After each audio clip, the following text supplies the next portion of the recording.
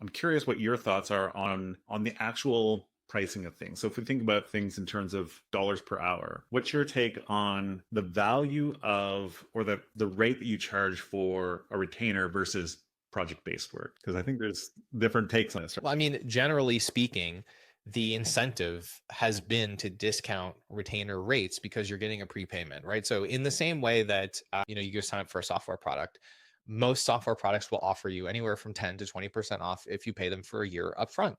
And the reason they do that is because it improves their cash flow.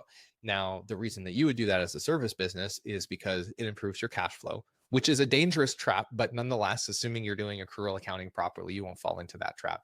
The other reason that is incredibly important for you as a service-based business is theoretically what it allows you to do is de-risk your utilization and your forecasting quite a lot. And that is like a super important thing for your profitability. So the logic there would be, okay, I might take 10 or 20% off what I could sell this project for, but the bet that you're placing is by having a lot of consistency and certainty, I will make that back by not having these gaps in utilization that cost me more than 20% or 10% of the upside that I would get by doing everything on a project basis. So that's sort of an assessment on your demand. It's sort of assessment on how lumpy your projects and client work tend to be.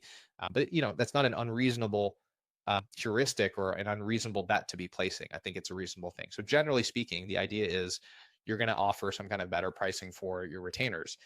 Now, I don't think that that is necessarily like gospel, but if you're selling time in both instances, it's a little bit hard not to do that unless you can do one of two things: position the retainer as a better solution to the client's problem. There's a lot of instances where that might be the case, right? So if you can really get them understanding perhaps that there is a process that needs to take place and that this is a better way to facilitate that process, right? That might be one angle.